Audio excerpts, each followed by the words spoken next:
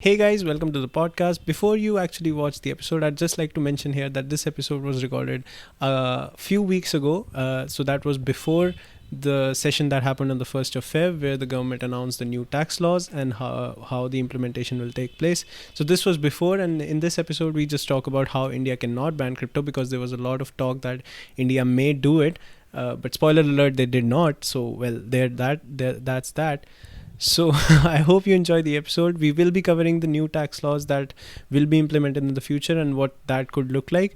But till then, hope you enjoy it. Like, share, subscribe, and do let us know what you think of it. Hello and welcome everyone to a brand new episode of Slippery Slopes podcast. I am Aayush Chawla and I am Paarug Sethi, and this is better yes, audio quality. This is better audio quality right here in front of you. And coming from a startup background, I have a perfumery business and Paarug belongs to... I belong to the Web3 world. I happen to have taken the red pill. Yeah, yeah. Okay, so I took the blue pill. Yeah, he took the red You pill. were about to.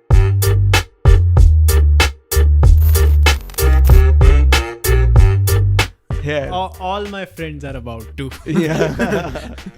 So yeah, no, I also work at a DeFi money market protocol, and I'm also a member of the super team DAO. That's which is very famous because of Mr. He- Tanmay Bhatt. Yeah. He becoming a member of Super Team DAO feels like, you ride on a nano from the makers of Jaguar. It's Attempts funny. at humor It's funny. by Aayush Chawla. It was funny. Attempts at humor at my Right. success. That's like flexing, like a nano guy flexing that, yeah, from the makers of Jaguar. So yeah, I'm in Super Team वो DAO. photo है ना वो photo है ना पीछे. From the makers of Jaguar. Right. So today we are talking about a very famous article that that is authored by Balaji Srinivasan, and it talks about... Yeah, no, I think we first should give context. So Yeah. so Yeah, context is necessary. context is that India, there was a lot of FUD, I actually found this very late. Yeah. and I'm very disappointed that I found this late. FUD, F-U-D, that is thrown around, Yeah. actually means fear, uncertainty and doubt. Wow. तेरे को पता था ये? Oh no. मेरे को नहीं Not पता. before today. मेरे को Not नहीं before पता. today. We say this all the time. Government doing the FUD. FUD, yeah. The crypto FUD, this FUD, that. Fear, uncertainty and doubt. I did not know that. That's amazing, man. Yeah, you learn everything, a new thing every day. So, what happened was recent winter parliament session that was supposed to happen. This sudden news came out that there's a new crypto bill that's about to be introduced. Now, India, of course, has had a love-hate relationship with crypto. All the time. That is, the Indians love it and the government hates it, which is the love-hate relationship. Yeah, we can say that. I mean, Which is every government ever. hates Yeah, it. no, but Ecuador. Yeah, El Salvador. El Salvador. Ecuador soon, I mean. Every third world country, every Yeah. South American country. We can also say Zimbabwe, I mean. Yeah, I mean, उनके बारे में नहीं करता. Zimbabwe works on INR. Yeah. They do. I mean, they accept any form of currency. Instead, like, They need everything. except Zimbabwean currency. I mean, I don't even know if they have a Zimbabwe they dollar. need every kind of currency. Yeah, they need it. So barring the back. necessity Yeah. of governments, so India has had this relationship wherein the Supreme Court banned cryptocurrency exchange in 2018. Then the Supreme Court in 2020 announced that you cannot do that. They also formed that crypto might not be considered a currency, but you cannot ban it and you cannot coerce any crypto exchange to not deal and to not give them to not let them deal in fiat. That is INR. That is what they did. RBI basically directed every bank to not only deal with any crypto exchange at all. Yeah. So I mean, you need INR after a certain point if you're a registered Indian company. So this is what's been happening. So this in the recent months, these FUDs have been happening all the time. All the time. I mean, But since the inception of cryptocurrency, this has been happening. So but this was a recent one when there was talk that crypto bill will be launched, and India will moderate. regulate private cryptocurrencies. Yeah. And those holding private cryptocurrencies will go to jail. And Yeah, there were like a lot of talk, and that even I panicked. I called you right that very night. yeah. I called him that very night. I was a famous guy that night. Yeah, yeah. Okay, so coming from the Web3 world, yeah, you were famous. But there's this one thought or ideology that people misunderstand. According to my understanding, that people think that okay, so cryptocurrency and fiat currency, do they have a coexisting future if we talk about in that manner?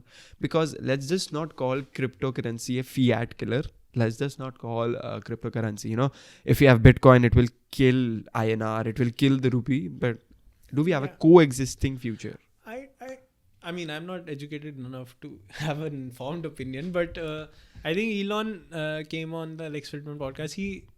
He said a very good thing, that cryptocurrency fixes fiat, the problems that fiat has. Yeah. To a certain extent. I mean, to a certain extent, because it does. The problem with fiat is, of course, centralization. Yeah. The government holds it. There's a lot of stakeholders that have interest in increasing the supply. Just that causing inflation is very profitable to a lot of institutions.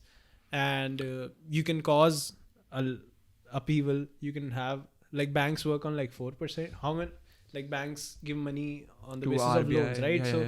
I mean, so a lot of self-interest is involved when it comes to fiat, and that is what cryptocurrency fixes. Now DeFi and the more applications that have been formed over cryptocurrency, NFTs and DeFi and smart contracts, basically. Of course, using smart contracts, which this is something that, of course, Web3 is a conception of the Satoshi Nakamoto papers, right? After when Ethereum came along, now we have a whole different industry. Like there's gaming industry, there's the metaverse. And that is made possible. More use cases are there. That is made possible due to cryptocurrencies, right? Yeah. And which would not have been possible if the river had not started flowing from the top. Yeah. Okay. So cryptocurrency is there, and gaming has been there. Okay. So gaming was there before, but crypto made it, more authentic. Let's just say there's this racing game we talked about in one of our previous episodes, that gives you access to a particular part, for say, to your car, so that you can apply that. I mean you had currencies in games before as well, but now it's something meaningful. I mean, you can make a career out of it. And it's not, I mean, I would say that okay, games is a good use case, but like for the greater good, there's no like added value. I mean, not to offend any gamers out there, but like it doesn't move the world forward, maybe. But like there are a lot of applications that do. I mean, decentralized exchanges, or maybe in the future, crypto smart cities, crypto cities, smart contracts holding maybe politics accountable, or maybe voting format as the Balaji suggests, a nation state, a network state that is governed by smart contracts and runs on the chain, and people are accountable. And especially like Indians who are globally mobile, who can go from one place to another. So I mean, there's this book, The Sovereign Individual. I've heard about it. Which is a 1996 book, and it predicted cyber currencies, and it predicted. This got a push in recent Twitter hashtags, I believe. I've read. Because it's mind blowing. The fact that they predicted. I mean, it's not mind-blowing to me enough. I watched The Simpsons, by the way. So they predicted almost everything. They probably predicted the sovereign individual. So no, but like so that book genuinely does speak about the metaverse. I mean, the metaverse is a term that was coined by Neil Stephenson, who's like a sci-fi author. So he wrote books before that, and he mentioned the metaverse, which is like a digital world, which actually has come to fruition now, and which is happening virtual reality, augmented reality. So the sovereign individual actually speaks about this kind of environment where people are not just citizens and are not at the behest of the nation, but they're actually like customers, wherein if they don't like the rules, the regulations, they can move out. Like Indians, like a lot of Indians involved in tech, like founders. A lot of. If the Indian government puts a hold on crypto, They'll move to Singapore. They'll move to Dubai. They'll move to Portugal. They'll move to... But not every Indian who supports crypto can afford to move to a new place. No, I'm saying like... Okay. So this does hinders the base. Yeah, of course it does. But I'm saying like people, especially when compared to China, and this is a point that Balaji makes as well. He points to the fact that Indians are globally mobile and Chinese are not, because they're centralized and they don't speak English. They don't. Indians, especially Indians involved in tech, like engineers, developers, coders, marketers, content creators. These are English speaking, technically sound, mobile individuals that actually want to go out. Yeah. And they don't want, they're not like, हमें बाहर नहीं जाना. Please, हमें बाहर बुलाओ. Every second, you Please, know. हमें बाहर बुलाओ. I mean, they're ready. Most of them are ready to move out. Yeah. Every high schooler ever. I mean, in the Indian education, we see that a lot. And Balaji says that China plays the best home game. India plays the best away game. That's nice. That's nice.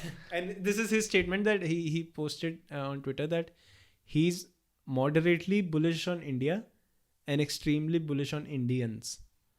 So he says that with Aadhaar and the India stack and the development that's happened with the internet and Reliance, that is good things that are happening at the nation state level. Yeah. But Indians in general, who are competing in the market are more bettable on. Like they will definitely win. So he's like extremely bullish on Indians, and you don't need to like rely on the government to bet on Indians. Right, but if we say like when we are comparing, you know, India and China, so there was there's this one time when China, you know, banned cryptocurrency a lot of times. So Balaji also said that no country bans Bitcoin. They ban themselves. They ban themselves from the Bitcoin network. Yeah. I think that was a Nick Carter quote as well. Yeah. So when Balaji talked about this and Bitcoin being proof of work currency mostly as of now, so one might try capturing, you know, some physical resort to make people understand that, you know, how we can educate people upon a currency that is like in your pen drive or something. So being from the Web3 space, like, how do you feel, you know, if I want to tell someone who's 60 plus sitting in an Indian household, so like this pen drive has money. How? I mean, it's like how much money? I mean, it's a question of how does my grandfather use the iPhone? Yeah, I mean, the iPhone is something kind of he could. iPhone is something he could still understand and use, but money is something that has an emotion related to you. I mean, it sparks you have an emotion. to go back to the history of money and the things. And this should have been taught to us in school, by the way. No, the history of money has been taught. I mean, you know, the coins. I mean, you look at money and you say, okay, is it a store of value? And it's much more than that. It's an emotion. It's an exchange for time. Yeah, it's an exchange. Yeah, it's a representative of value, but it's much more than that. And you say, I think there was a great episode that Balaji did with Tim Ferriss as well, and he said like with cryptocurrencies, like a lot of people like Nikhil Kamath. Is it Kamath? Is it Kamath? I don't know what the fuck that guy is. I use Zerodha, by the way. Yeah, same. So I think he said there are so many currencies, then what's the point and stuff like that. Yeah. I think Balaji made a great point, and never in human history has there ever been currencies that you compare on the basis of use cases. It's like everybody serves the same purpose. Every currency is the same, just that you cannot use one in another state. Yeah. But there will come a time, if the whole world is connected in a common network, currencies will be compared on the basis of what can be done using them, which is a very interesting thought in itself. Yeah. So the fight when we talk about currencies coexisting, as I said earlier, you know, Bitcoin and INR coexisting. I think they will. Yeah, they will. What let's just say, I just had a thought right now when you were talking about it, that Bitcoin, and we have like thousands of cryptocurrencies, right? We have 197 countries in world. So let's just say that we have 197 different tenders, all right, serving. Let's just assume that, right? But we already have thousands of cryptocurrencies, coins and tokens that are, you know, sidechain tokens, more tokens. So when we have so much of crypto available to our dispose, right, or at our dispose, then do you think that in the future, like not in the short term but long term future, just the Bitcoin will survive, or just the Ethereum will survive, or Cardano, No, I Ripple? don't. I mean, so we need something that wraps up, right? I think there will be a cross chain, or there will be a multi chain world for sure. But there are a lot of experiments being done with cross chain networks. Yeah, I mean, Cardano talks about it, but nothing as of proof. Nothing as of work. Cardano is a interesting case because the programming language is very difficult as well. I think it works on Haskell. Yeah, it works on Haskell. So I mean, I don't. Charles Hoskinson, big fan. I don't think a lot of developers are on board with that. And I mean, when the day comes that they have to program in that language, it will be another challenge because Rust has been used for a long time. Solidity is very similar to JavaScript. So if you know JavaScript, you can get used to Solidity. Yeah. It's a high level programming language. Programming language only. So that is the advantage that Ethereum and Solana have had. Rust is obviously more difficult because it's a low level programming language. But a lot of people are actually used to Rust before as well. It's not like Rust is only for Solana. Rust has other applications as well, which a lot of developers were used to it. And so I mean, I know a lot of protocols that are working at cross-chain capabilities that you can swap Sol for ETH, and you can have multi-chain. Even Sushi Swap is working the same manner. I don't think so. Pancake and Sushi Swaps. No, it's an ETH. It's an ERC20 concept, I believe. Yeah. But I think the problem with cross-chain applications right now has been the hacks. Yeah, there are hacks. Of course they are vulnerable to hacks the most. Yeah. But I mean, every new technology will be susceptible to hacks and stuff like that. But I mean, I see a multi-chain world, of course. That will be interesting when ETH becomes proof of stake fully, and then the gas problem. A long time to and the gas problem goes away. I mean that. Okay, so when we talk about Ethereum, gas is something we all know and is a big problem for Ethereum. There is if there is high demand, so you are actually paying more money to transfer your sum of money. My NFT was cheaper than the gas fees I paid. Yeah, exactly. So if you're buying something, what the fuck? For general understanding, if you're buying something for 2,000, you need to, if you are making a payment from, if I make a payment to Paarug for rupees 2,000, transaction might cost me around 800 to 900 rupees. No, 8,000 rupees. Holy fuck. I mean, that's the problem. Yeah, the gas fees varies from, say, demand $80 to $150 on a bad day. This is so you need to transfer 7 to 8,000 to 15,000 rupees. Yeah. So you need to transfer if you want to pay a fee of 15,000. So that money better be in lakhs, right? So that it doesn't make you a big difference. It doesn't make any sense. Yeah, as of now. Beat that problem, we have now Solana. A new coin promising new things. Solana is a joy to work. I mean, if you want to onboard anyone to Web3, you make them download Phantom. Yeah. And you have them transact on Phantom. Say I want to give you $1. Yeah. I click on a button. You get that dollar. Same time I have to pay no gas. Exactly. And you get that instantly. Not even wait 10 seconds. Yeah, so which looks like the future of work. Yeah, exactly. and on Ethereum you need to wait. It is a joy. It is a joy. I mean, that's like doing a UPI payment, all right? UPI is slower. No way. I mean, you click Phantom for 2 is a seconds. joy to work with. All right, so for 2 seconds, let's just assume that UPI takes 5 seconds to reach you, and Phantom takes 2 seconds to reach you. Nobody's gonna get killed in those 3 seconds. Of course, but the user experience is something else. And UPI is India to India. I can send USDC to someone sitting in the US. That's like Solana copying us, like the current government regime. No. UPI is a very old technology. Please, this is typical brown behavior. Claiming every fucking invention in the world. Yeah. But you can send dollars to someone sitting in the US on the click of a button within seconds. Yeah, I mean that's amazing, right? That's the beauty of it, and that is why Solana is after Ethereum, maybe the most growth that any cryptocurrency saw in 2021. Of course, in India helped. Exactly, and there are a lot of Indians backing up Solana. With the super team now. The super team now, yeah. We have a nano from we have a nano from Jaguar factory right there. No, again, man, wishing you the best. No, so I mean, coming back to what we were discussing, there was this news that India will ban, or not ban, maybe regulate cryptocurrencies, and that cryptocurrencies will be regulated by by SEBI and not RBI, and they will be considered as assets and not a commodity. Currencies, they will be considered as assets and commodities. So no, of course, if something is not a currency, you cannot pay someone because using that. Yeah. And that private wallets will be banned. So no MetaMask, no Phantom. Nothing.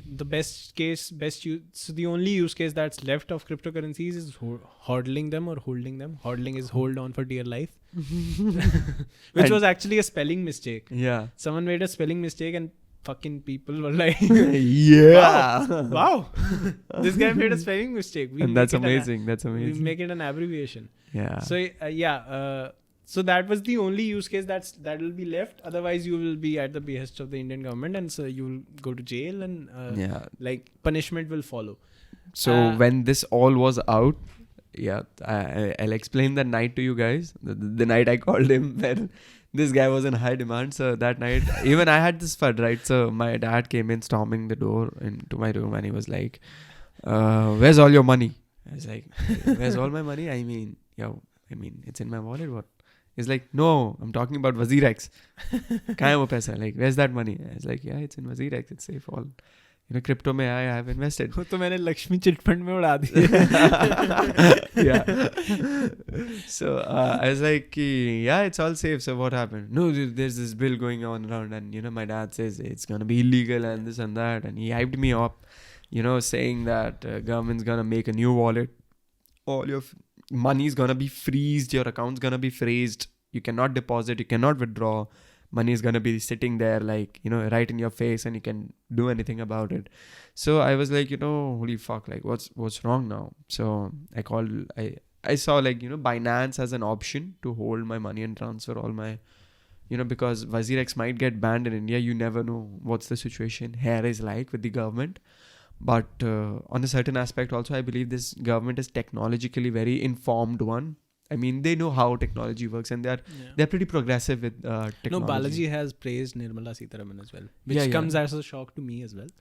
No, but in reality, she has worked. But no, he praised Nirmala Sitharaman in an interview with Tim Ferriss or something. So he was talking somewhere. He said that he's been in talks with the Indian government, and they've been quite progressive when it comes to cryptocurrency. When it comes to cryptocurrency, and also infusing technology in day-to-day lives as well. I mean, we have apps now that do all your work. The India Stack, the Aadhaar. There's this great article. I have it open in the browser as well, called The Network State or The Network Country. Yeah. It's like this huge ass article on how India gave internet to basically everyone. Yeah. And that's amazing. Which is a unbelievable feat. Alright, so if we compare, like we were talking about UPI payments and Phantom Wallet, I just had this in my mind. Like when you use, if you go to your phone keypad and you type *99#, right? And if you have no internet, only mobile network, you can still make a payment, UPI payment. Where the fuck do you go and don't have internet? Ladakh, maybe. Kashmir, maybe. I mean, Kashmir. The solution to that is giving them internet. I'm just talking about the worst possible. That's like the prudence principle. Come on. I mean, you take account for all possible losses in the first. No, but I mean, Ladakh. Do you think in 10 years Ladakh will get the internet, or use cases for UPI will increase? Both can happen. I mean, both can happen. Both can happen. Ladakh won't get the internet. Both can happen. I mean, okay. So I'm not. I just don't want to deprive. Okay, today's age, not having the internet is like not having one of your human rights with you. All right. Yeah. It's that vital to all of us. But talking about worst case scenario. Okay, so I have all my photos on Google Drive. Tomorrow, We do not have Google, my so where identity are all my on memories? cloud. There will never be there'll never be a place where internet is not there. I mean, you don't know about, there are places, sub-Saharan deserts. Right now. Yeah, right now. Okay, so we talk about 10 years after. Starlink. Okay, so all that, all right. Elon with his fuckery and changing the world. Okay, Elon, we get it. It pays to get humanity forward. Now stop. Okay, so but the point here is that you have one day access to something that you are 100% relied upon. Okay, so our mobile phones right now are an extension to our current. Yeah, we are cyborgs. Yeah, we are cyborgs. Right, very well said by again Elon Musk. Right, so maybe or maybe not. I heard this coined on the Joe Rogan podcast, definitely. Yeah. So all right. So mobile phones are currently extensions of our physical selves, right? A virtual self. What if one day you have all this credibility on your extended self, and one day it just goes away? Like someone comes in.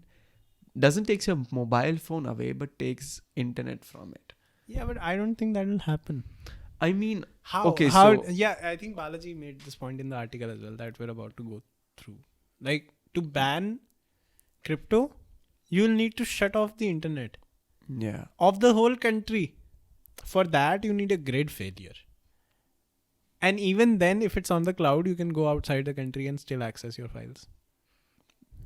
That saying is easier than actually working upon it. Okay, so I mean, how do you shut off the internet? It's a network that we are all part of. How do you shut off something that you're part of? This is like the Y2K problem that happened in yeah, something like that was coming to my mind. Like, the banking systems would fail. Yeah, like we'll hit year 2000 because computers mainframe systems were configured as like the last 2 digits of years, so 98, 99. So when 2000 was to turn, nothing.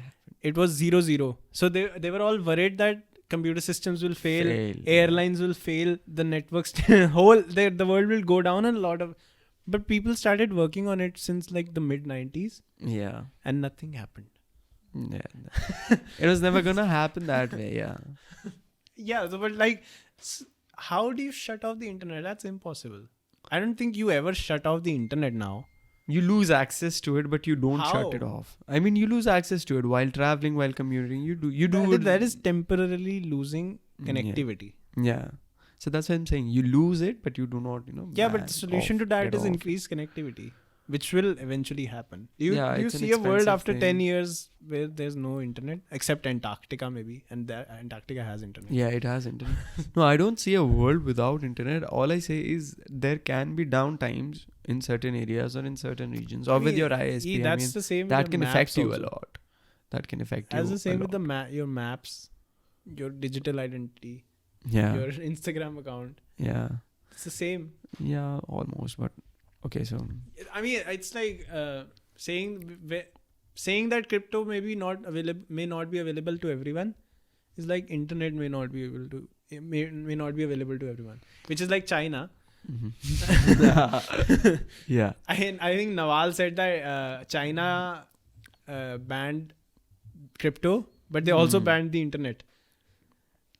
But again, there are a lot of Chinese companies in crypto which are working right now. Yeah. From China. I mean, because there's a certain point that you can go to, after which you cannot control it. Yeah. And Bitcoin, when I believe with the white paper in readings that it was specifically, or more generally built to resist bans. Exactly. Which is a technology that is built to resist bans. How do you? So once you break that forum or you break that boundary, you have freedom, like a leverage of freedom or a leverage of, whatever you want to do with anonymity. Like, yeah, that's a big point. That's a very big point because even if what happened in the winter session was they didn't discuss the bill only, so nothing happened. We're all good. Yeah. A lot of people took out their investments from crypto and now they're poor. Yeah. they are literally poor. I mean, I've seen one of my close friends. Yeah. Literally poor. Yeah. So the FUD worked but But nothing happened. Yeah. Nothing happened. No bill was passed. Crypto is still here and here to stay. Yeah. But one of the points I was making with my friends as well, we were discussing this. Yeah. That how do you catch someone holding crypto in their private wallets? How? No, you just don't. How the fuck does that happen? I mean, with IP address, can't they? I mean, the device, the IP location. address, even then, say even if I consider this use case Yeah. or this example, I get someone pays me in crypto on my MetaMask wallet. Yeah. Say someone pays me in ETH. I convert it to USDC. I transfer it to my WazirX. I take that money out of my WazirX into my bank account. Now they know that I got that my SBI was credited or debited it with some money that came from WazirX. Yeah. All right. This is the only thing they know. And with IP address, they can come to my house. Then how do they prove it that who gave it to me? It's an address only. After a certain point, they can't. And even if I pay myself, they can't prove that address belongs to me. I mean, when they give you third degree, then you might say. What? Third degree. You can't waterboard someone because of their crypto holdings. This is not Cuba. Venezuela nahi chal raha hai. This is India. Right. I come from one India. That's very sensitive And thing. it does not have waterboarding for crypto holdings. I hope so. All right. But okay. So you cannot. But if they trace that address, right?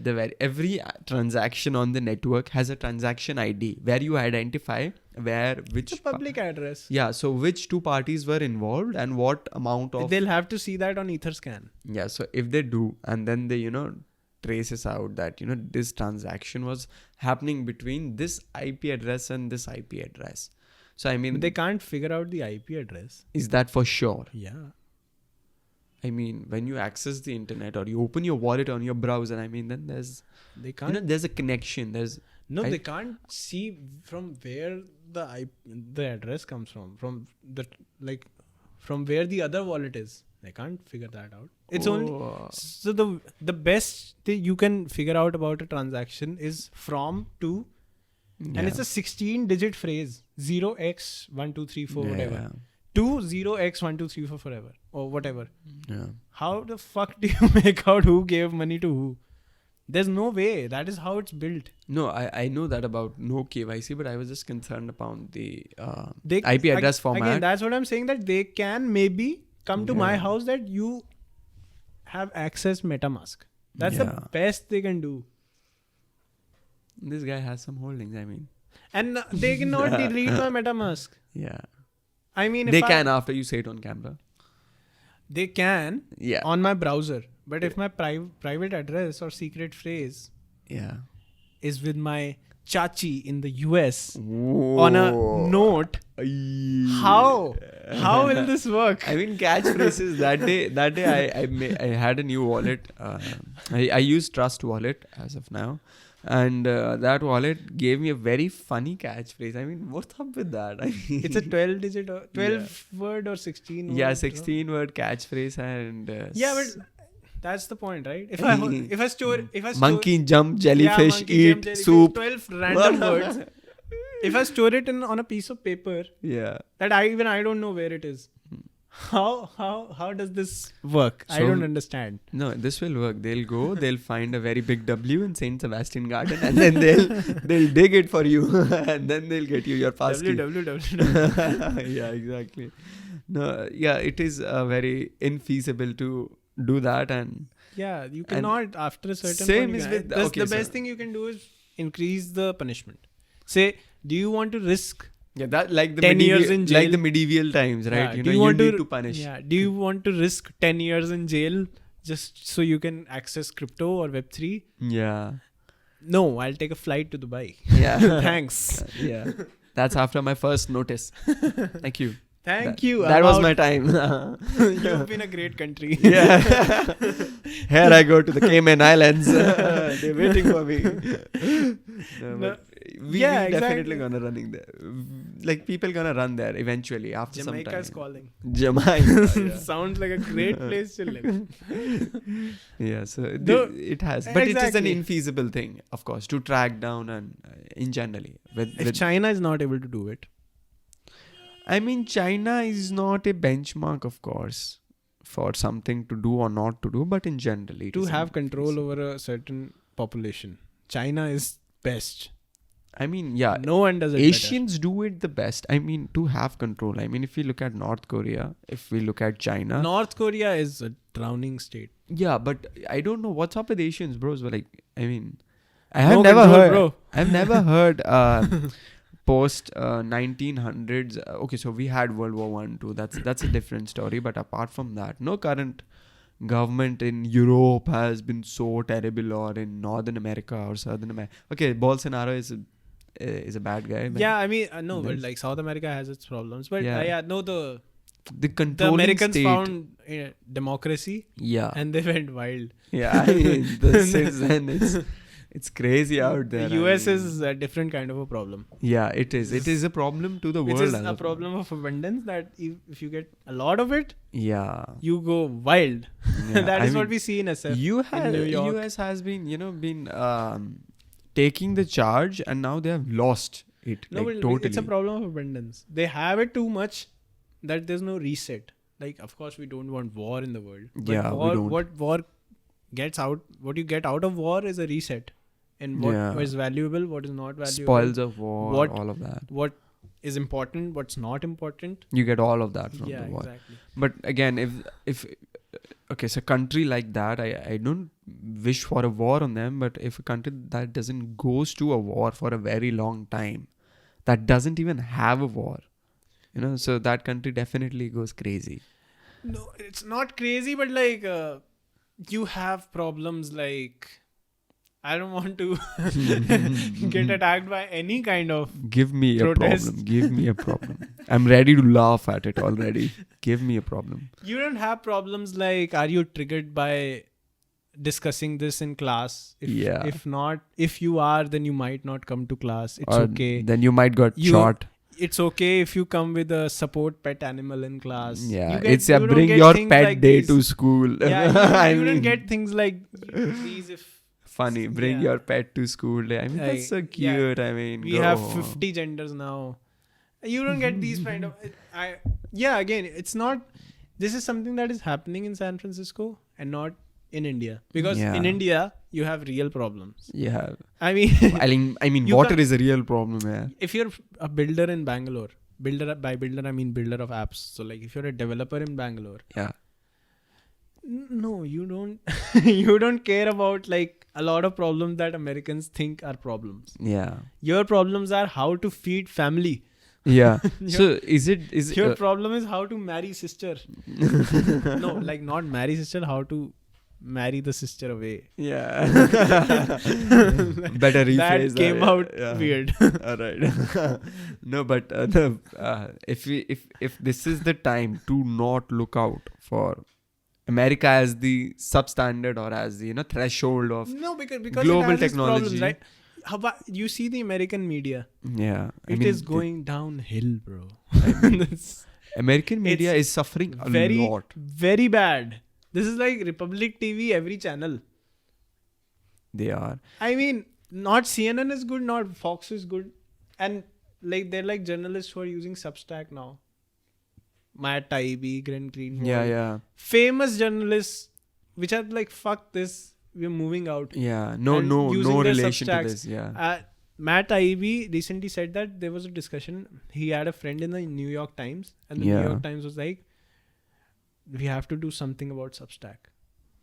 Wow. And New York Times is legit worried about Substack because it's taking away the crowd, taking away the people from there. TRP, And the viewership And basically. a good problem you're saying that these motherfuckers don't realize we are not doing anything amazing. Yeah. It's because of you that they're moving out. Yeah. They don't want to listen to this bullshit. Yeah. So fix yourself instead of worrying about us. Exactly. I mean, if there is a problem, right, and that is right in front of you, the masses don't like it, then of course you need to agree with the masses. And How many times do you watch the news, even in India? Like, I don't watch it. I do have notifications on my mobile phone that goes. Yeah. But if you see like an opinionated article, you don't read it. I don't read it. Yeah, I mean, yeah, If there I'm- are if websites. I'm- I mean, If I read something and I know the agenda or the tone of the yeah, article, exactly. First few lines tell you all about it. I mean, I don't read it. I'm not Yeah. interested. Not to be judgmental, but some people also consider the name of the person writing the articles. So, I Of mean, course, I mean, if you I say, mean, if you look at Rana Ayub or if you look at who's, Yeah, they're and still stuck in 2002. I no, mean, I know what's wrong already. with you guys? a lot of people are stuck in 2002. I mean, come on. I mean, time's a very crazy concept. Time's a very crazy concept. No, but this like, is 22. if you see the author, Yeah. I already know what you're going to say. Yeah, exactly, Also- exactly. Or even if I see an article by Matt Taibbi, Yeah. who is like an American journalist who's moved to Substack, and it's amazing. I know this is going to be. Do you use Substack though? I post my blogs on Substack. Do you? Right, that's amazing. I mean, I haven't used Substack, but I moved to Substack from Medium because you get newsletters on Substack. So if you wow. if you put your email in my publication on my, so you'll get a Yeah. mail whenever I post something. Yeah. Okay, so that the Which job, works with Medium as well, the but job we were hiring a few days back, that was on Substack. which works with Medium as well, but Substack is a very like explicit newsletter app.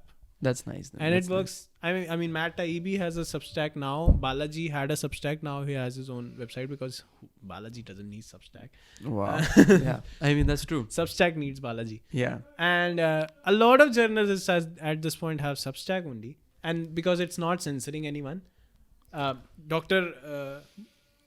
Malone, who got banned because of his vaccine his opinion, vaccine he has a post. Substack. He got banned from Twitter. I mean, he has a Substack, so people are listening to I it. mean, there is a step Ariel towards- Helwani from the MMA world has a Substack. Yeah. So there is this world, okay, talking about explicitly, right? They want to go explicit, right? On Substack, everything's Yeah. explicit. Yeah, everything- the point was that if I see an article by Matt Taibbi, I Yeah. know this is going to be subjective information Yeah. without any bias, Yeah. straight up information that he is broadcasting. And he yeah. has no like, this is what you think. This is what I think. This is what you should think. There's nothing of that That's at all. That's amazing. That's one concept about the internet that has made the internet last very long, or that makes it for a forever thing. That everybody from Exactly. everyone, Which is again a use case. like of no single person uses the which is internet. again a use case of Web3. Yeah, exactly. mean, That's what I was We coming have to. Substack right now, but Mirror, there's a decentralized platform Platform called for Mirror, Mirror. which is decentralized. Same. So, They can post Yeah. articles. They yeah, can be same- explicit works about the things. same way. And instead of logging in with your email ID, you log in with your wallet, Yeah. and that will never get censored. Yeah, that cannot get censored actually. That So- cannot. But too much freedom to express is sometimes violation too. I mean, you can cuss around, right? Yeah, Okay, so you can. Okay, so this can give increase to these following things. I mean, let's just say abusing might take a very long shot from here. I mean, people are crazy about mental health these days, right? They're like Yeah, mad but like crazy. again, So- yeah, go on. Abusing, can take a place, take a format, take a whole new format. Shaming, public shaming. Right. So an unknown account is posting about you explicitly and is doing a very wide amount of shaming, body shaming or, everything generally making fun out of you. That's a problem. I mean, you don't know who did that, but it's out there and you see like 1.5K hits on it.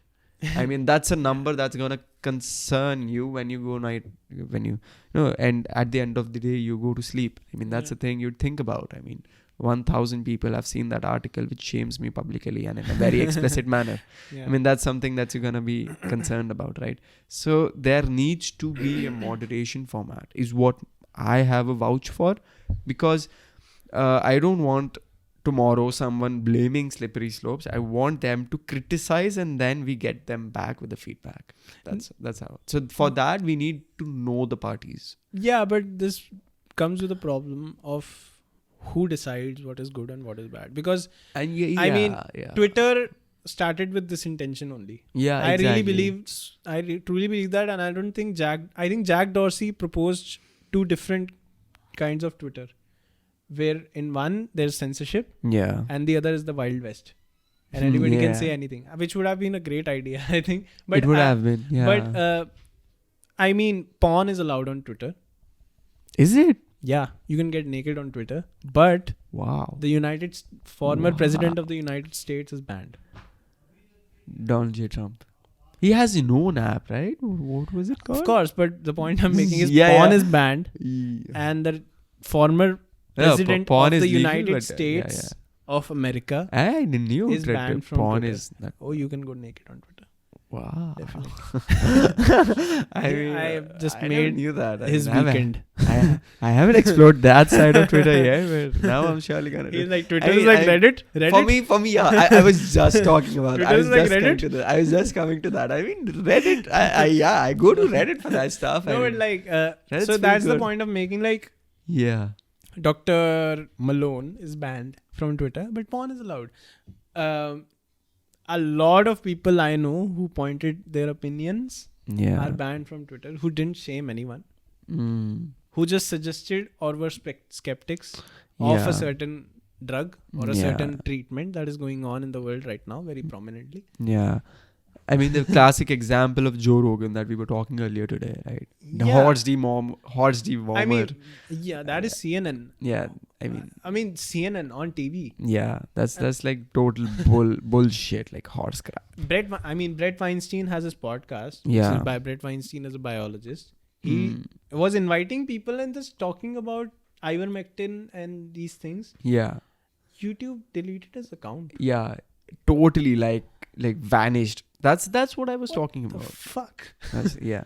And that scares me. That scares Posting that. on YouTube and I Twitter. mean, we are on YouTube currently, and Yeah. you're watching this probably on So YouTube. we are on at every single time we are at the behest of the platform, Yeah. which is very dangerous. All right. So this gives me a very interesting thought as of now. So we know that Facebook is now Meta, right?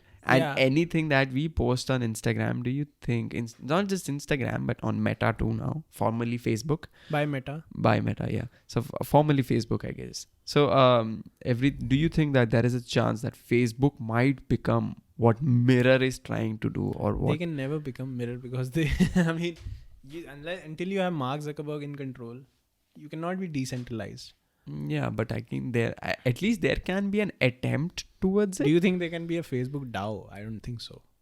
I think Mark Zuckerberg is too much of a narcissist to do that. Not narcissist. I mean, Facebook is his brainchild. I mean, come on. I mean, not his brainchild. Okay, he copied it. But I mean, why would he do that? yeah. The point is, why would he do that? Like,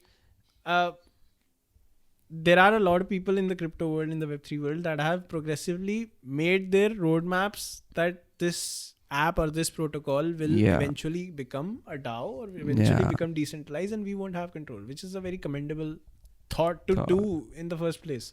But in reality, people do that by making up. Okay, so there's this very famous example of Ambani, right? Mukesh Ambani.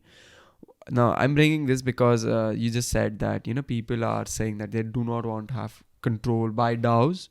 Like, they know one day DAO is going to vote for itself. Yeah. So what Mukesh Ambani is doing with his wealth is he is not naming a particular individual to his wealth. It is all going to a trust. Now, with that trust, having board of directors as with his wife and his kids. That's it. So they do not own anything or any of the wealth, but it's the trust that owns. So in reality, if he doesn't have a DAO, he still did something that serves the purpose of a DAO. Yeah, exactly. Right? We have another example of a DAO. Exactly. Which was born in India. It's called Amul. Amul, yeah, that's what I'm saying. Okay, so in Amul, does voting takes place? I mean, no, but like it's a cooperative society, the milk revolution. But again, in the end, white revolution. The milk revolution. It was it was white. Verghese Kurin. Verghese Kurin, yeah. Great man. That's a cooperative society. Yeah. I think, what's the full form? Anand Milk Union Limited. and they started in a village, and they were like, we need to use these cows or something, and Yeah, they yeah. started cooperating within themselves Together, and and formed it a all society. worked out. Yeah. And now we have Amul, and it still works in the same manner. Yeah, yeah, yeah. That's It- how a DAO works. That's how a DAO works. Just it's not on chain. Yeah, it's not on chain. But what I was trying to say was, if I explain DAO to, let's just say someone, my father. Let's take an example of my dad and someone similar his age. I mean, if I explain DAO, so wouldn't they say this, like, son, you're just asking me to open a trust online? Like, that's like opening a trust. So then they'll not shift to DAO. They'll just go and say, that if I really want to have voting. Again, but that trust has its founders. Trust has its shareholders. Yeah. Centralized. There's certain sense of centralization that can be found anywhere you look. I mean, even if you form a trust, there are shareholders in the trust. Yeah, there are. Okay, but I just Say believe DAO Facebook- is just too there needs to be There needs someone. to, of course, there needs to be. I don't think. I mean, humans form hierarchies naturally. Yeah, You're not taking away. It's just not humans. It's just living beings create a hierarchy. Hierarchy Look at every time. ants. Look at And I don't. honeybees. I mean, because if you're in a DAO and something has happened and you need to do something immediately, there's a hack happening. And you're like, okay, let's start the governance process. Yeah, yeah, Which will take a week. yeah. And then you make the DAOs are dynamic. decision.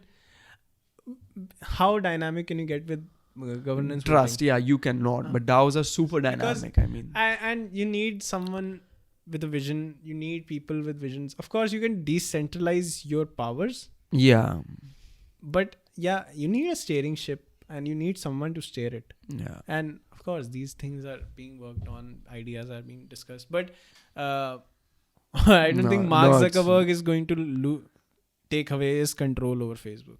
That is never going to happen. I mean, the man looks like a cyborg. Oh, he looks like he wants the world just for fun. Yeah. He's scary. I mean, no offense to you, Mark. Even if one day we blow up and you listen to this and you're sitting right beside us, but no offense to you.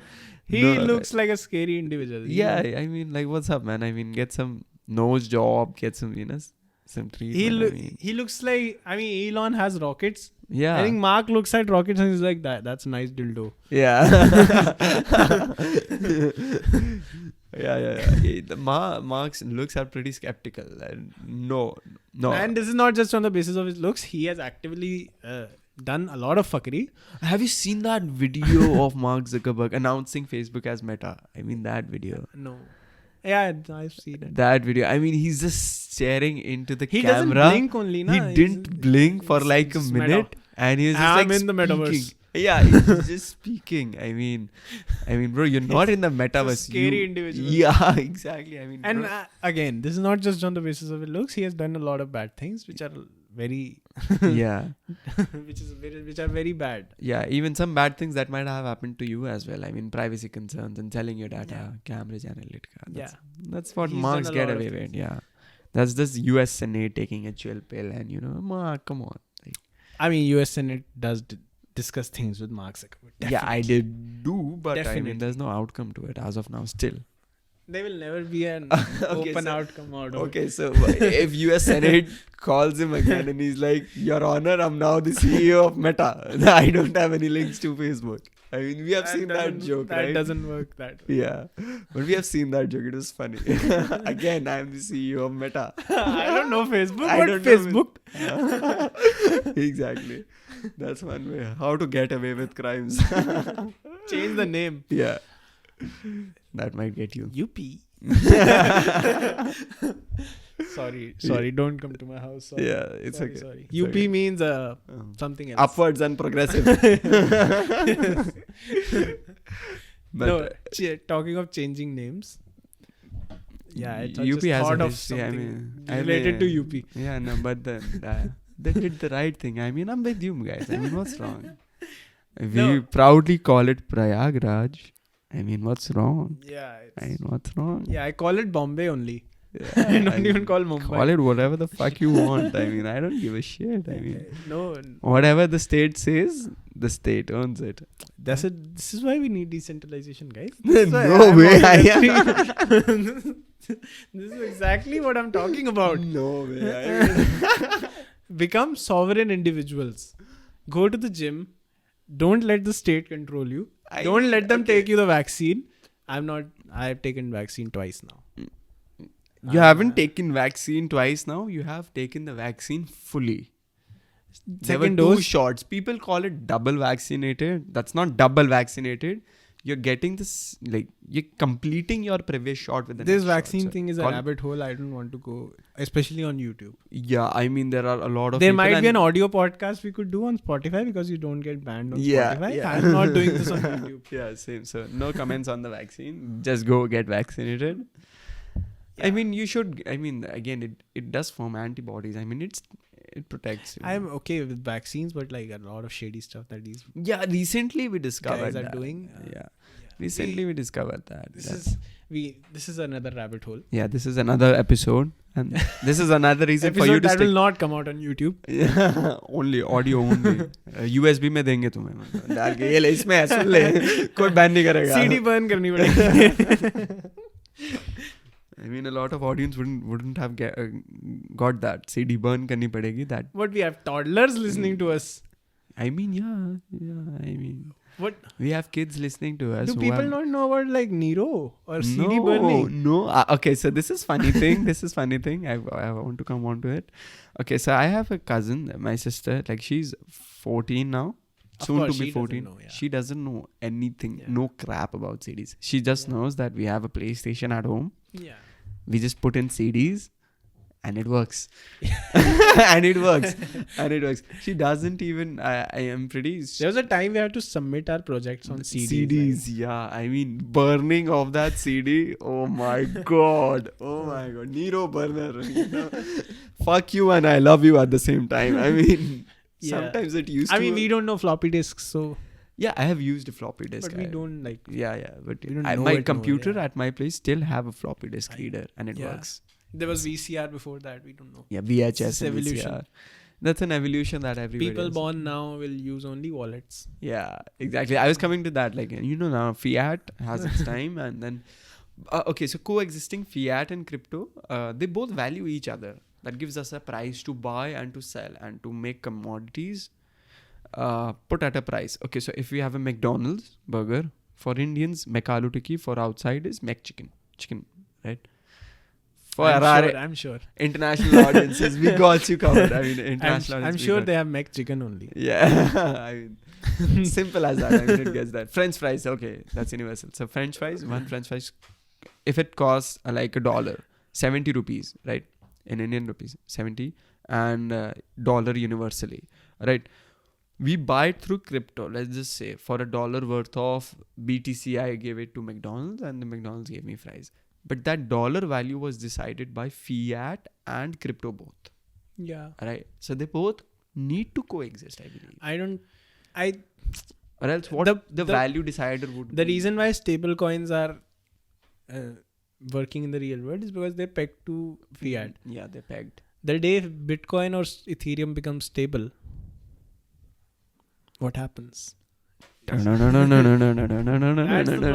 problem with cryptocurrencies is they're not stable, so you cannot run a nation on them. Exactly. That's what the problem. I mean, is. one day you are buying Lambos, the next day you can't even afford gas. That's like my friends handling their finances. Yeah, exactly. I've seen a lot of people.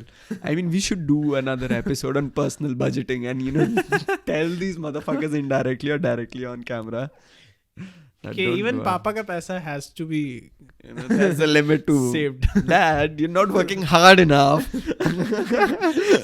that no, but cannot like, happen. that's the problem, right? They're not stable.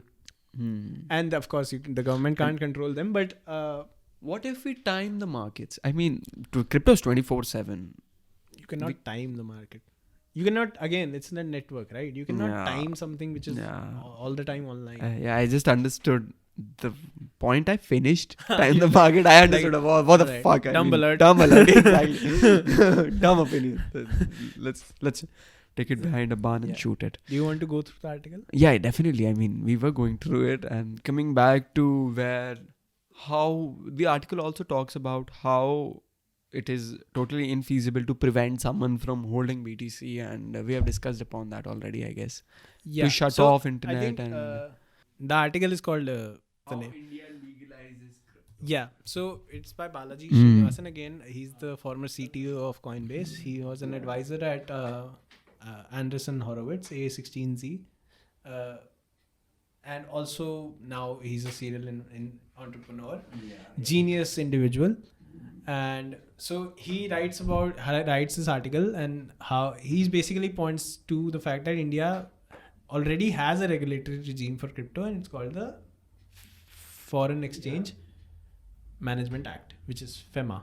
Yeah, so the article is called How India Legalizes Crypto, and he basically talks about how India already has the Foreign Exchange Management Act, and they can use that to legalize crypto. Yeah. And it's like divided in these 4 points, which is like why India can't truly ban crypto, which we are talking about just now.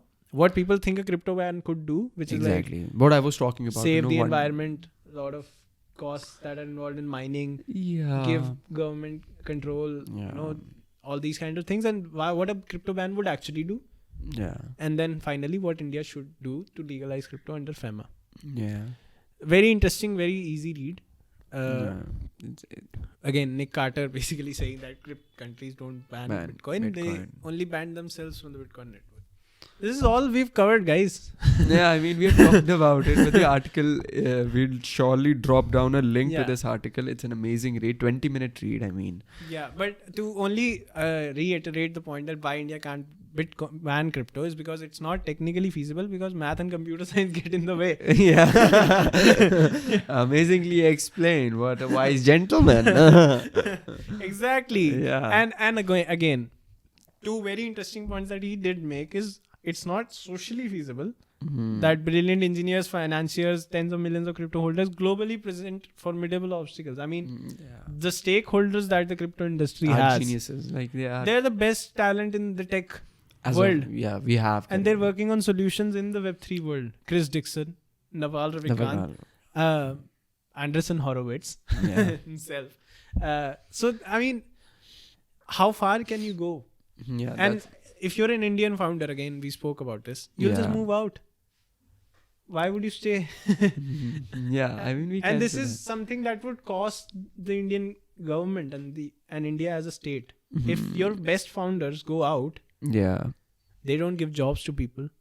They don't give you the money that they earn, which will be a huge amount in the long run that you lose.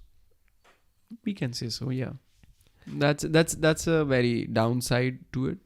Yeah, I mean, that's a very big downside. Yeah, and the political factor that other states will launch their own national digital currency, which is very interesting. Like, if El Salvador has legalized Bitcoin, you cannot ban them from using Bitcoin.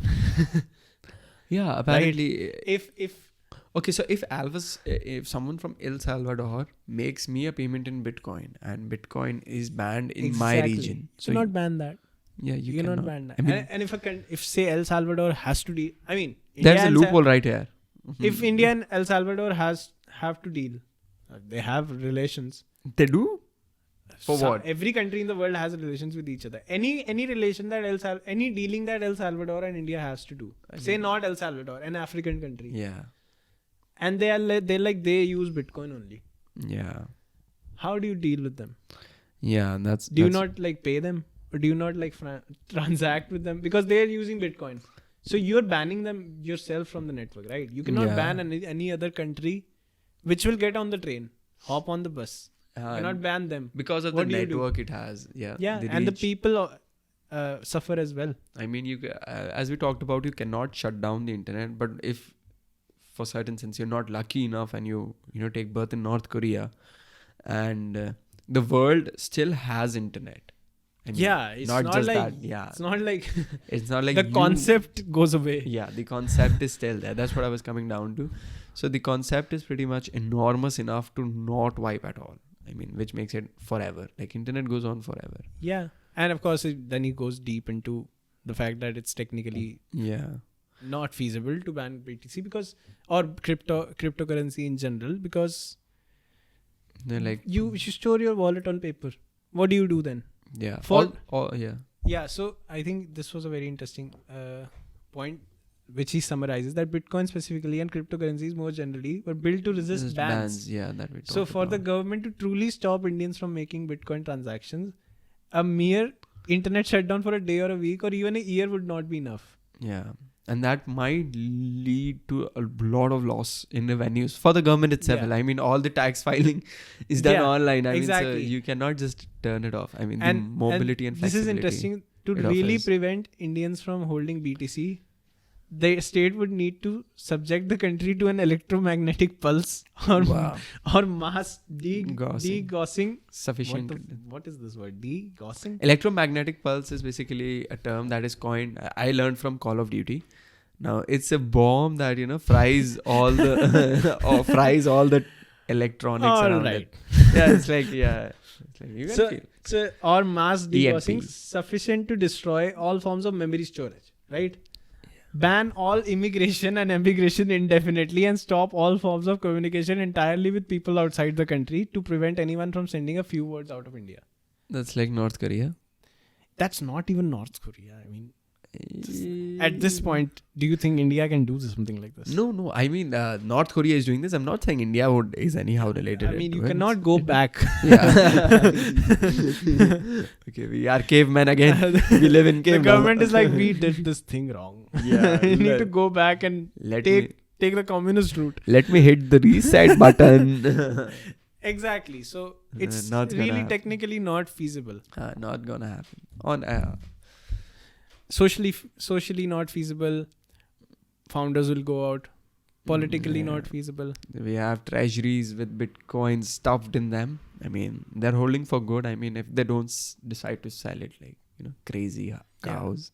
I mean, what if one of the whales decided, okay, so what's the highest treasury value in Bitcoin?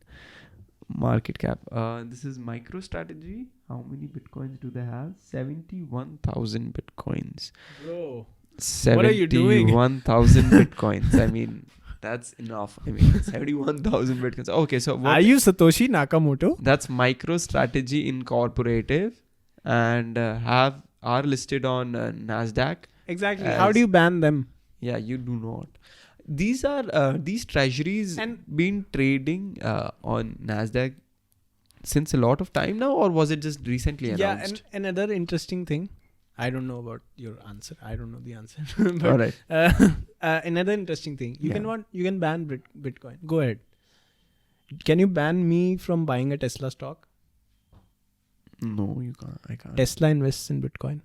But if it is banned, right? So how would Tesla also invest in Bitcoin? No, it's not. It's banned in India, na. All Tesla right. is So in indirectly, Nasdaq. you want to be associated with it. Can you ban me from buying into a mutual fund that invests in crypto? Bitcoin? Yeah. I was coming to that there are mutual funds that buy on your behalf or funds of funds. Exactly. So that's like It's holding like Bitcoin. which Indians will do.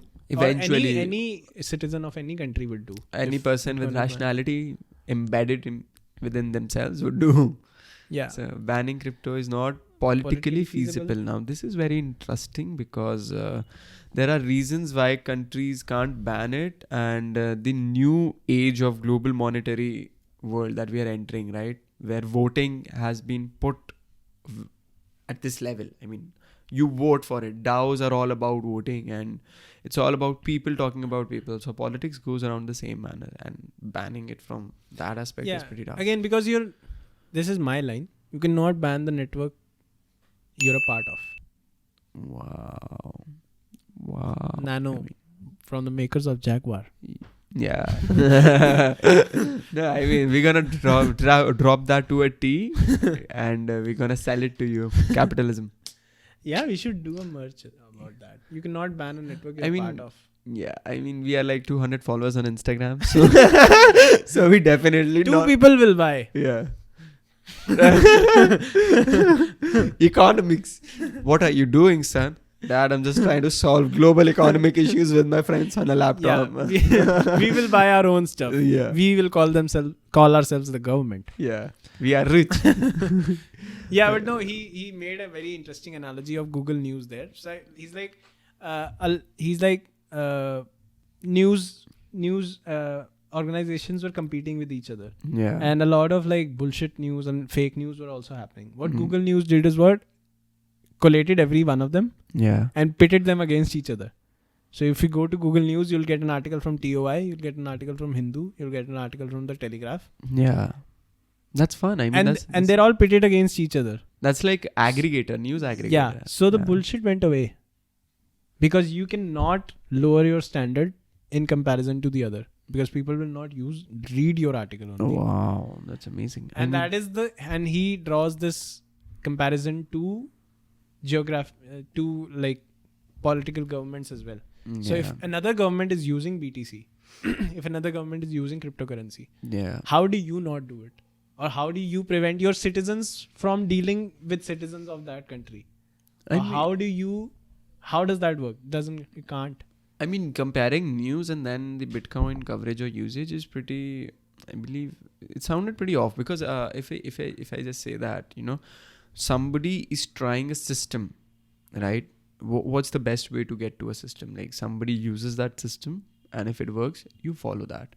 But if that system collapses, okay, so El Salvador adopting Bitcoin is not even a year-old news, right? That's like a month old. So we need to see El Salvador at least for a decade.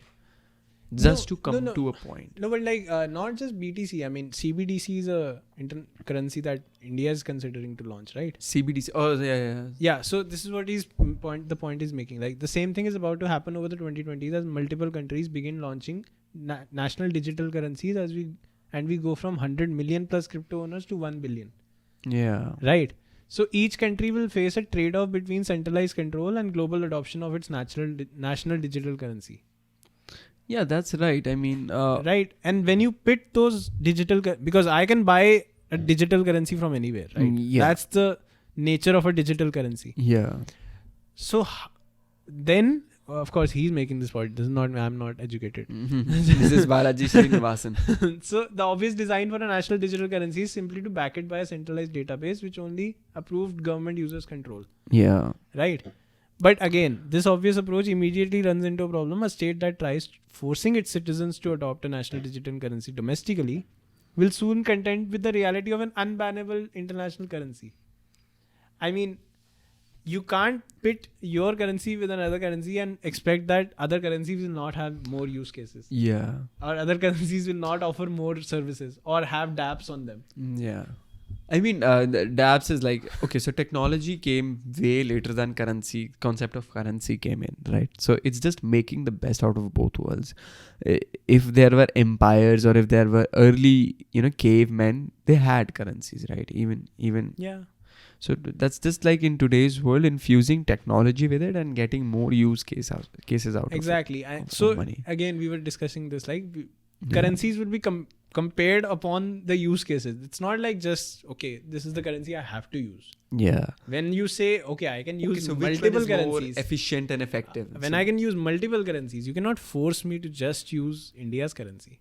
Internationally, there are available currencies. How do you just say use this only? I mean, currency is basically two parties accepting this form of value. Yeah. Right. So yeah, if tomorrow McDonald's says that in India that we can accept BTC in payment, so I mean that's quite. You cannot ban the other country from having their own currency. Yeah, that's one. And you have to be part of the network, right? Other countries will continue to exist and will also issue national digital. Also, a lot of countries hold currencies of other countries. Like China holds a lot of dollar and sterling pound. Even India does hold a lot of foreign currencies. Yeah. To stabilize their own rupee or their own coin. If the rupee is getting right. Lower by this, so they'll control the supply. If it's going very high, they'll just push in the supply. Yeah. So that's and the main point, like, you cannot nations can't stop easily their citizens from holding foreign digital currencies. Yeah. It's practically impossible when foreign digital. And if you allow me to hold the national digital currency of Ecuador, but you can stop me from holding Ethereum. That is no way that is possible. Yeah, I mean, then there needs to be a lot of amendments to be made. Exactly. I mean, So it's like, it's politically not feasible. plans would work beyond borders. Yeah, exactly. Because you are all connected, and that's through internet. So Yeah, exactly. and that's pretty much it. Talking about also the P2P aspect of it, that totally eliminates the third party. I had this idea a few days back. I was reading this book called Psychology of Money. Morgan Housel. Yeah. So In the Housel. yeah. Sorry.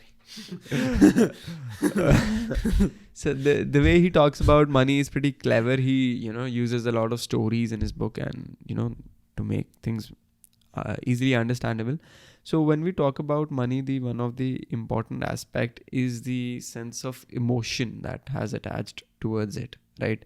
But as of now, none of the cryptocurrencies available on the market is stable. So one day you might be rich with coins like Shiba Inu, and the next day you are just killing yourself, or you just took the poison in. That is why USDC is there, right? So, but USDT is in there. the case of meme coins, I didn't think USDC did play a role. What do you think? mean, It's there. So what's it's doing? I mean, you cannot hedge your funds on meme coins. You have to be an intelligent user and investor. not just meme coins. There are failed projects as well. I mean, Yeah, so again, that is why we both of us suggest our friends as well that don't look at this like a stock market. Yeah, Look or at this don't like go a fintech YOLO. industry. don't go YOLO It's on the a- savings. There's people behind projects. They have goals. They have certain things that they're trying to do, and this coin is a way to fund that. Yeah. I mean, it's not like a currency only. They're not starting a country on their own. Yeah. Coin is like an way IPO. to fund the project. It's like an IPO, which is this is an ICO, right? Yeah. I mean, if we You have to see what. That's a pretty the valid coin will be point. used like. and you can also not go YOLOing on your savings Yeah, with it. Unless you're like very rich and you have money to. I mean, if you are rich, then you definitely know how that money came from. If your dad's rich, then that's a separate issue. Yeah.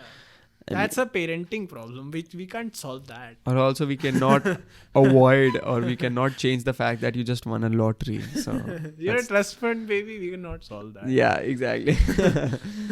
So good points about Bitcoin can be transparency and privacy. Yeah, exactly. And this is what he's saying, right?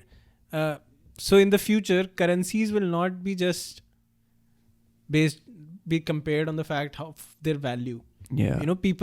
The monetary competition will have the degree of coercion, the upside on it, the adoption, the privacy, the transparency, multiple point programmability, Ethereum. Yeah, Ethereum's pretty good at that. Censorship resistance volatility. These things come into the picture as soon as two currencies are competing other than the value, which is very interesting for the future. I was just thinking the fact that what if we totally eliminate fiat currency, right? And we have just the Bitcoin as a legal tender globally, right?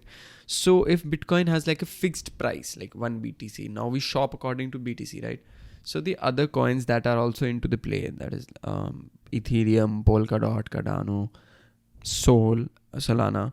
So will the volatility still exist, or will it be completely gone? Like if the whole world is trading Bitcoin, then I believe what will happen to volatility? Will it? I mean, after a certain point, volatility settles down, right? Once, because unless there is a next breakthrough, like the next Bitcoin, I believe the volatility. I mean, I don't think fiat goes away permanently. I mean, yeah, but I don't think they so. coexist, but the usage of crypto might be 51% to usage of fiat 49%. Yeah, that can happen. That will definitely happen. That It's can not happen. like it could happen. It will happen. A Whether pretty you like it or affirmative not. words. Very affirmative I words. mean, we are here. It's here to stay, right? Yeah, it's it's here not to going stay. anywhere, and you're not stopping the progress. So what are you doing? The progress. I really want to talk about that. Bitcoin was this current crypto progress. Do you feel that the lockdown happened because of COVID-19? Gave it the push, a lot of push. Yeah, you give people the internet and free time. Yeah, they come out with monkey on JPEGs, call it the Bored Ape Yacht Club. We've all been there. You give people the internet and free time, and they come up with stuff. That's how it works. A lot of NFT projects came out of the lockdown. Yeah. For sure. And NFT summer was through an entire period of lockdown. I mean, globally, not just India, but globally. So yeah, and I think the net result was positive. I don't think I mean, people did buy a lot of NFTs. That was enough to spread awareness, but people did buy a lot of crap and NFTs yeah, too. but Crap projects. Yeah, that is why what I'm saying, that the net effect. A lot of artists. Yeah, the word NFT got the buzz. A lot of artists made a lot of money. Yeah. A lot of artists got profits out of them, which they wouldn't have ever. Yeah. In the digital world or in the physical world. Yeah. And so I think the net result was positive. 2022 looks like the summer of DAOs, or maybe anything else. Any Summer of concept NFT else 2.0. Or summer. I don't think there will be a summer like 2021 NFT summer. I don't think that can be topped. I mean, this is crypto we're talking about. So yeah, anything can very be likely topped. wrong. Anything. Okay, so there was this interesting stat also in one of the screenshots I saw on social media, which talked about Oculus, the app, was number 1 trending in Europe and America during the Christmas time. Yeah, metaverse. So a lot of virtual reality gear was sold, like on the box. Ready Player One. World Yeah, yeah, that was totally my point. That the virtual reality topped, and the app Oculus, which supports the gear, was one of the most downloaded apps during the holiday season. For sure.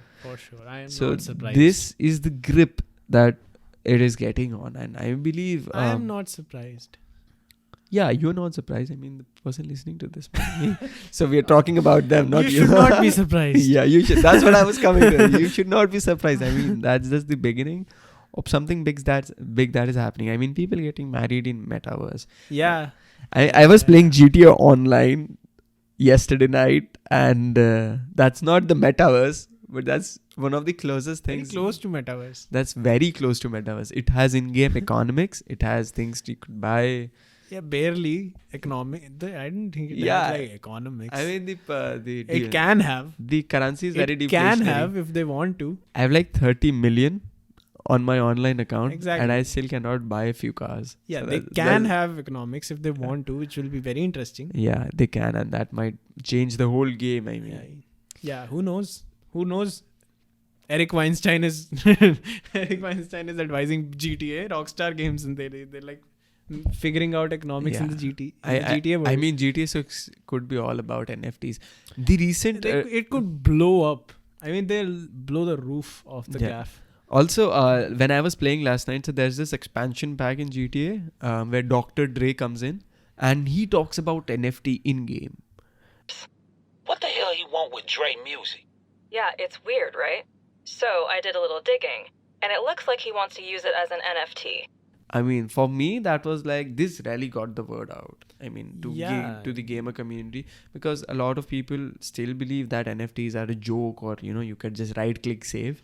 But coming to the point that, when in-game dialogues are being scripted, NFTs being talked about, it's the most searched term, even topped the term cryptocurrency. People came on the Jimmy Fallon and Joe Rogan show. Yeah, and that's how it's all starting. I mean, so don't just listen to the podcast. I mean, go buy it. The net result is positive. Yeah, it got the word out. Definitely got the word out. I mean, there are a lot of use cases as well along with it. It's not just art, but definitely for artists, I mean, this is something you have. I mean, there has never been a time where an artist can sell something and earn royalties on it forever. Yeah, even if it's been sold after and without duplication, without the fear of someone plagiarizing their work. I mean, not to say anything to the Chinese, but it's something you just can't copy now.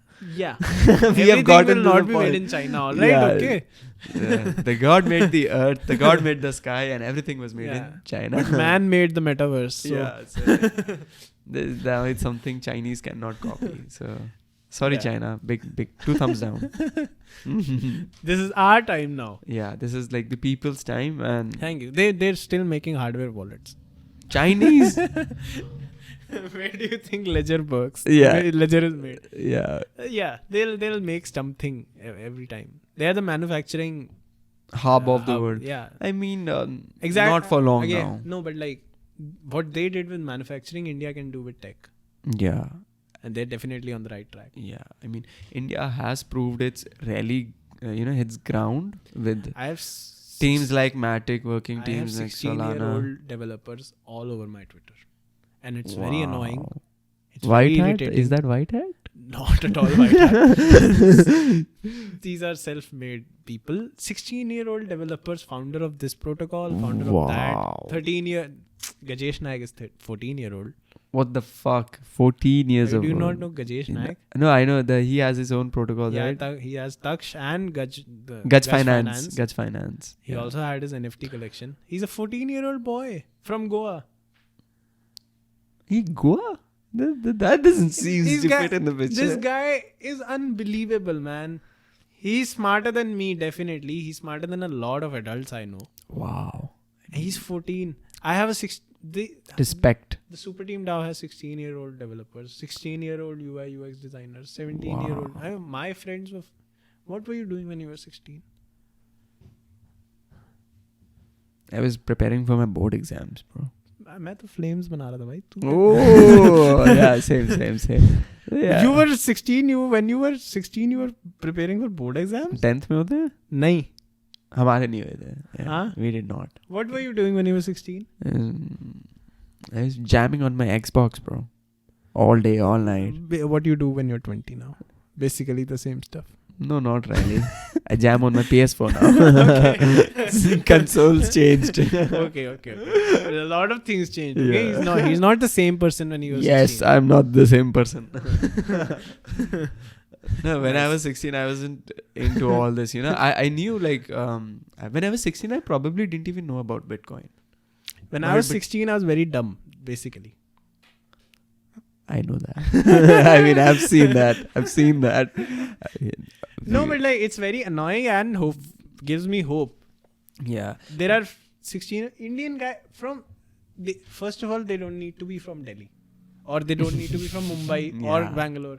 They're in some town in a tier 2 city with a laptop in their hands, and they know how to program and how to develop.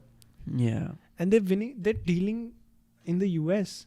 Wow. Okay, Mr. Pratham is Pratham Prasoon. I'm sorry, man.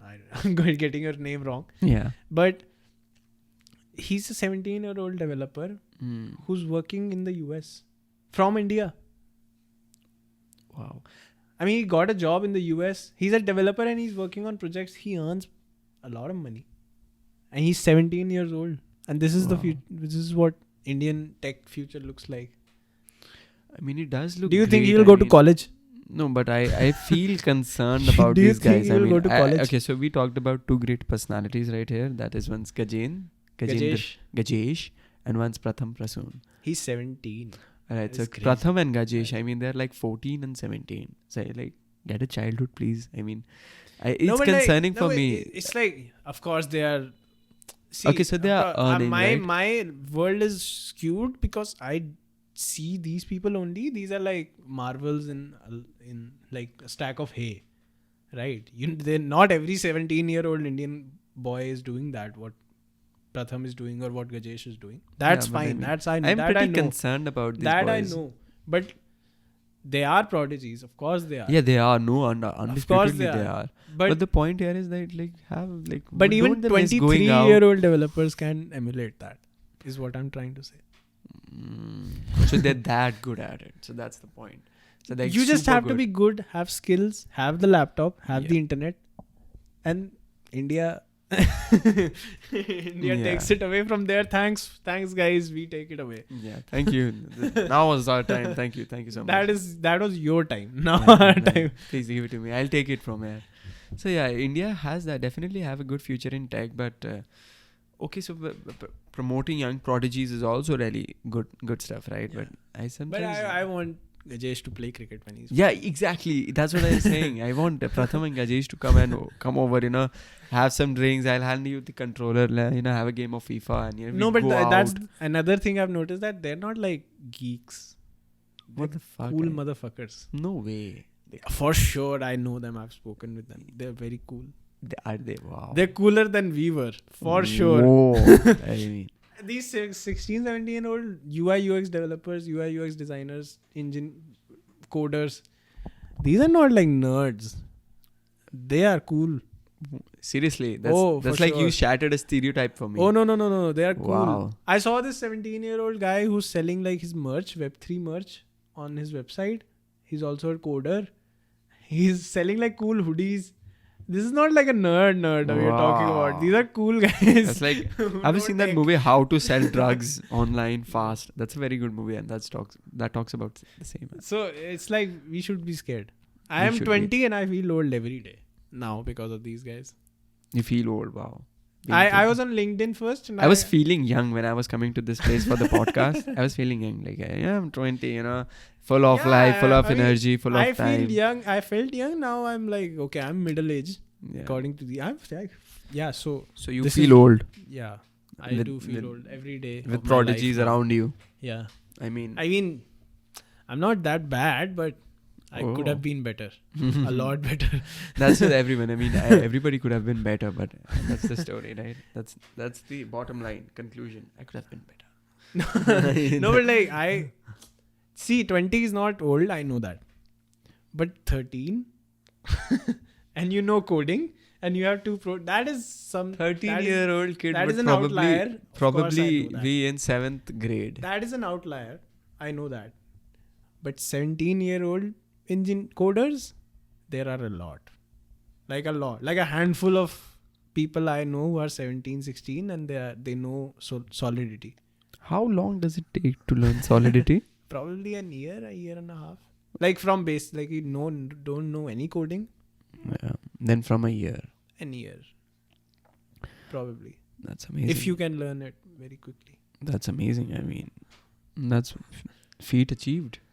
Yeah, this is One what very the major feat These achieved. guys will grow up and Probably. be world beaters for Yeah. sure. I mean, And I we have no we doubt lurk in to my mind. them. Yeah. We leech to them. No. We're catching up. We'll produce content on them.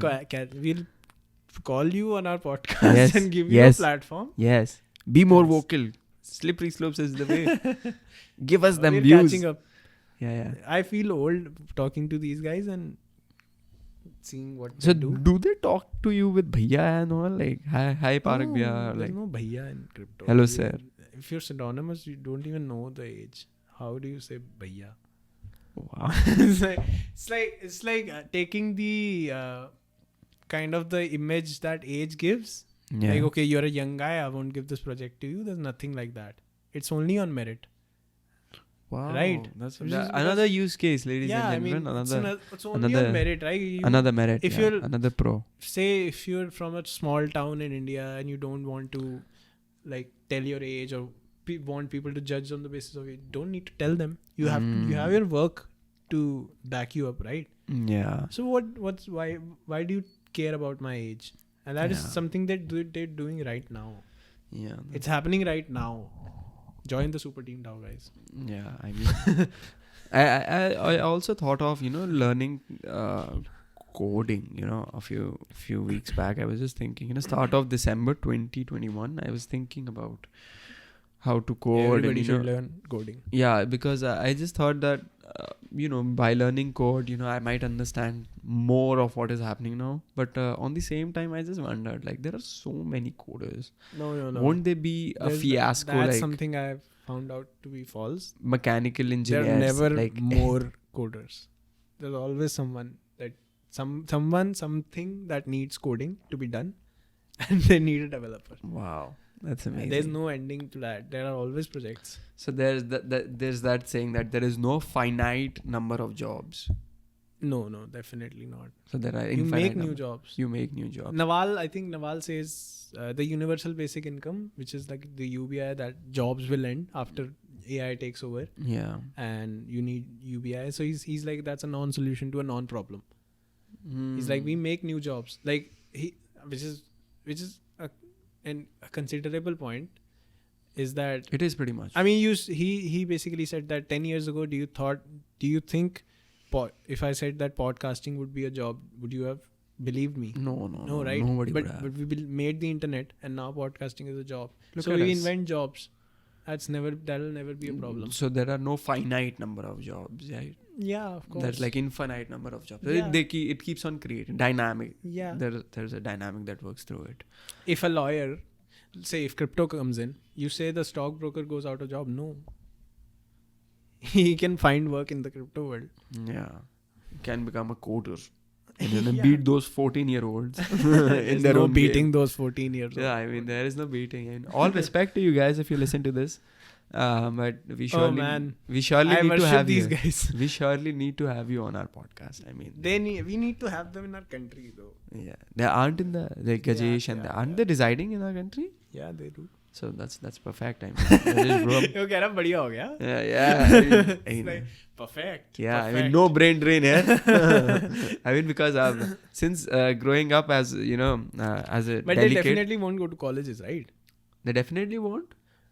Why do you think if you knew 17, if at 17 you knew how to code in Solidity and you had a protocol of yourself which was doing well, Yeah, why would you go to college? I mean, college To is learn not- something you already know. College is not just about You have a books. network, very good network. Yeah, good network, but it adds a lot to your personality. I mean, okay, so let's just come to a point. Okay, here's this funny point, a funny thought that came right in. People who are in the metaverse, right? People who think that we are, they're not outgoing, they want their virtual avatar to look more famous, are people who are afraid of getting showcased in front of public, are afraid of going out. I mean, if you want your avatar to go into a virtual wonderland where your avatar looks with all the dope ass clothing or all the bling jewelry, in reality you do not have that. And I believe people like those create such scenarios with VR. So that's a point here, is that someone who is, VR is a wannabe world. Like, my hoodie should look like this. Instead, they won't focus really upon themselves. They won't go out to a marketplace or to meet friends. They'll be like, that's come what online. I'm saying. They're cool. Come online. I mean, that's They're not like, how it's cool. not like they lack social skills. Not like that. They're not like the Indian teenage developer at this point, but what I have seen is not your stereotypical Sheldon Cooper. No. I'm just talking about the fact that, okay, so you might have been on with them on a call, and this is not something attack that I'm planning, but it's just an assumption that Like, you're worried about their like in physical, person, like how they would like their social skills, like somewhat like that. yeah, I mean, how- prodigies can be there, but do they play it a is a sport? reason do why they take care of their physical are they health? really sporting enough? Are they or, really are they taking care of their physical exactly? health? Are That's they what taking care I'm of concerned about, their because finances. earlier we talked about having a normal childhood, like what we were doing at 16. Yeah. Talking about developers at 16. Yeah, making mistakes. Basically. There are some scraped knees can never be replaced. Scraped knees and elbows. Yeah, I mean, the metaverse can't change that Yeah. for sure. And But that's something. Yeah, that always needs to be holds looked But upon. that applies to adults as well. Yeah, exactly. That's what I'm saying. Now people getting married in the metaverse. There was this marriage that took place in the metaverse. Okay, that's Very fine. cool. Okay, you cool for now. But I mean, how would you replace a physical marriage? I mean, the course. joy, the emotion That sharing. Ready Player One ended on this note, right? Yeah, exactly. Because the real world is fun. the real world is really out there. I mean, go Yeah. out and step Yeah, out. This no, but- podcast is real world. Of course, that doesn't change, but you feel, I don't think these guys will go to college, and I don't think they need college. I don't think if Higher study. Okay, one of my gurus always said I mean, they don't need college for the sake of college. yeah, They definitely don't. definitely. I mean, a lot of people of our age need the college to yeah, get a job. they need it. They need it to get a job because know. they lack skills. They lack a lot of skills. And one of my gurus, back when I was in 12th standard, he said a very good question was asked in the class, that why do we have only 12 classes? Why don't they? One of your gurus? Guru, like my teacher. Okay. So he was my tuition teacher, and he used to teach me economics. So in one of our economics lecture, he told, a question was asked that why education is divided into 12 grades and pre-nursery. Why not colleges integrated with those 12 grades? Why do we need to change institutions, or why after 10th, after metric, we need to decide a particular stream? A very simple and good answer was given. was that higher education is not for everyone. Now, however you take it, with a grain of salt or with a pinch of thought, that's totally on you. Higher education is not for everyone. And I was blown. He was like, this statement is very subjective. Yeah, and I know. Now you it was take not your for meaning me. out of it. Yeah, I mean, it's not for I everyone. know now. Yeah. You. I mean, in the after same completing, boat. no, You are he's in in the his same last boat. semester. Yeah, okay, so I knew I have a startup with me. I got to know more about going out in the market than actually Yeah. learning from the books, right? They never teach you how to negotiate. Of course, They you don't. can- I mean, this is the same thing happened to me. I was got like, scammed. They No, do I not got teach you into about college that. and I was like, I'm not learning nothing here. Yeah, that's a general assumption now. I mean, So now we are more liberated, right? yeah, and you don't need a tech college to learn coding. Yeah, For exactly, sure. for sure. You don't need a design college to learn design. Everything's out there for UI free. UX design or like mobile web design or Yeah. that kind of design. A few of our friends are spending like hefty sums of money going abroad, learning all these Yeah, skills. and I'm That's like- that's the society right now. Like you could have done it. On YouTube for free. I mean, I'm doing it on YouTube for free. I mean, I've learned a lot of video editing on YouTube for free. I mean, there are Yeah. teachers amazing. Google is your mom. YouTube is the best teacher. Yeah. With that, Yeah, I think the future looks good. Check out the article as well. yeah, it's by because- Balaji Srinivasan, How India Legalizes Crypto, and we'll add that in the description, Yeah. the link to the article. And with that, we will be signing off for today. And thank you for joining us today at Slippery Slopes Podcast. Hope to see you again. We're Same back. time. We're We're back. back, bitches. College exams are over. We're gonna fuck the world up. And the production quality is definitely, Yeah, it's getting better, guys. You better catch up. yeah, you better catch up. I mean, we're going in. Right, thank you so much. And that's